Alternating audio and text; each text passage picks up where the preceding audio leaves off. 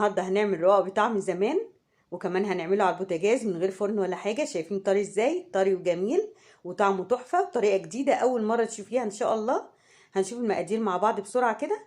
معانا كيلو من اللحمه المفرومه وكيلو من البصل. هنقطع البصل رفيع جدا سواء بالكبه او على ايديكي، اهم حاجه يتقطع رفيع.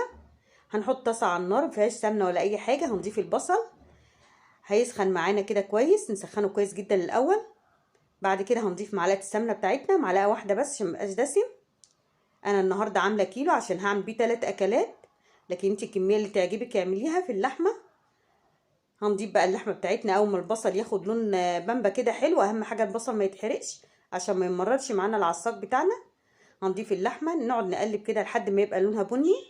اول ما تاخد اللون البني الحلو خلاص يبقى اللحمه كده استوت او دخلت في السوا يعني. هنبدا نجيب بقى البهارات بتاعتنا. معانا معلقه صغيره فلفل اسود، معلقه صغيره بهارات السبعه او بهارات لحمه، نص معلقه قرفه وجنزبيل، نص معلقه سكر، وهنضيف رشه جوز الطيب. رشه جوز الطيب هنا هتدينا اللون البني الحلو عشان البصل ما يبانش ان هو كتير، فهتدينا كأننا حاطين لحمه مش بصل خالص. وهنحط مكعبين فاين فودز بيطعموا اللحمه بتاعتنا برضو، يبقى جوز الطيب بيغمق اللون. هنضيف هنا شويه ملح عشان لقيت لسه دلع شويه. خلاص هو استوى هنا معانا، ما بياخدش 10 دقايق على البوتاجاز. معانا الرقاق بقى هنشوف طريقه سهله وبسيطه. ده رقاق ناشف ومعانا كميه من السمنه. معانا بخاخه فيها ميه بس من غير اي حاجه. البخاخه دي انا عاملاها للاكل. هنحط الصينيه بتاعتنا تكون مناسبه بقى لمقاس الرقاق بتاعنا، تكون مقاسه بالظبط.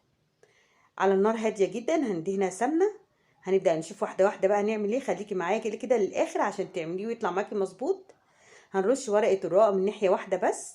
أول ورقة هنرشها من ناحية واحدة اللي هي الناحية اللي فوق، لكن الناحية اللي تحت لأ عشان ما تلزقش. وبعدين نبدأ ندهنها بقى بالسمنة دهنة خفيفة كده. هنبدأ بقى ناخد ورقة كمان نحط صينية على البوتاجاز عشان ما البوتاجاز بتاعي ما يتبهدلش. هنرش بقى من ناحيتين. تاني ورقة هنرشها من ناحيتين بالمية كده، ولا شوربة ولا أي حاجة. يعني حتى لو عاملة دايت هتاكلي رقاق في منتهى الجمال وخفيف ولا دسم ولا أي حاجة. برضه هندهنها بين كل طبقة وطبقة بقى هندهن سمنة. يبقى احنا هنرش الورق من ناحيتين. عاملة 8 ورقات، لو عايز تعملي 10 ممكن عادي. بعد 4 ورقات هنبدأ نشوف بقى هنعمل ايه. يعني نص ورق، نص كمية الرقاق هنرصها الأول بين كل طبقة وطبقة سمنة زي ما احنا شايفين كده. طريقة سهلة وبسيطة وخفيفة جدا على البوتاجاز. احنا خلي بالنا ان احنا مهدين النار خالص على البوتاجاز. لو في واحدة مكسورة زي دي كده برضه هناخد، حتى لو مكسوره نصين تاخدي نصها برضه وتحطيه، وبعدين تاخدي النص التاني زي ما احنا شايفين. في حته مكسوره هحطها اكمل بيها زي ما احنا شايفين هنا. حطينا بقى كده واربع ورقات. بعد كده هنضيف بقى اللحمه بتاعتنا المقدار اللي يعجبك زي ما قلنا. عايزه لحمه كتير عايزه لحمه قليل ده بايديك انتي. خلاص سوينا اللحمه كده. هنبدا بقى نحط باقي الورق. برضه هنرش من ناحيتين كده ميه من ناحيتين. وهنبدأ نرص بقى الاربع ورقات اللي فاضلين، بس برضو هنشوف هنعمل ايه في اخر ورقة. خليكي معايا واحدة واحدة. هنبدأ بقى بين كل ورقة وورقة دهنة سمنة خفيفة كده زي ما احنا شايفين كده بالظبط، والنار هادية. دي واحدة مكسورة هنشوف هنعملها ازاي. زي ما قلت لك من شوية لو مكسورة نصين برضه هتعملي كده. ناخد بقى الحتة دي نحطها مكانها بمنتهى السهولة. نحاول ان احنا نخلي اول ورقة فوق واخر ورقة تكون سليمة بقدر الامكان عشان يدينا شكل حلو.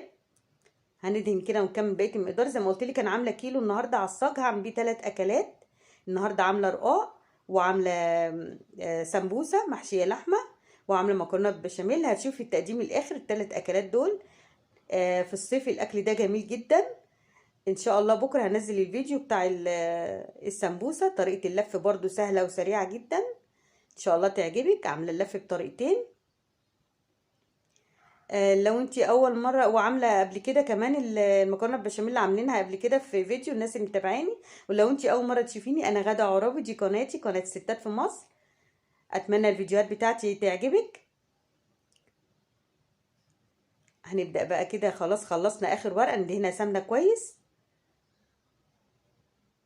خلاص كده هنبدا بقى نغطيها.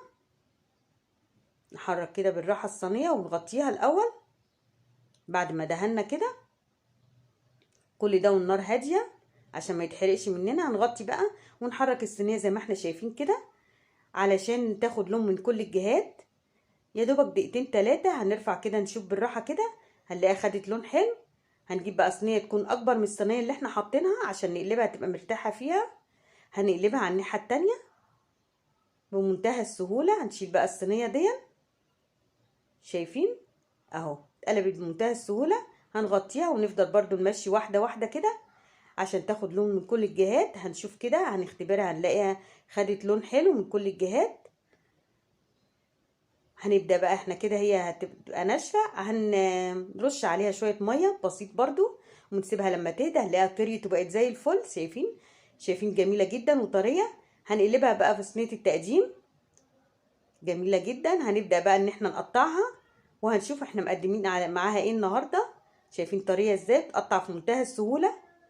ومنتهى السهولة عملنا صينية رقاق على البوتاجاز. ممكن تعملي 2 وانت واقفة، واحدة على عين وواحدة على عين، هينجزوا معاكي على طول. ولا فرن ولا مثلا غاز كتير ولا استهلاك غاز كتير ولا حاجة. وفي نفس الوقت في الفرن بتبقى ناشفة، لكن دي هتبقى طرية جدا. شايفين طرية وجميلة. خلصناها في منتهى السهولة على طول. هنبدأ نشوف مقدمين معاها ايه النهاردة. خدي فكرة برضه على طريقة التقديم نقدم معاها ايه.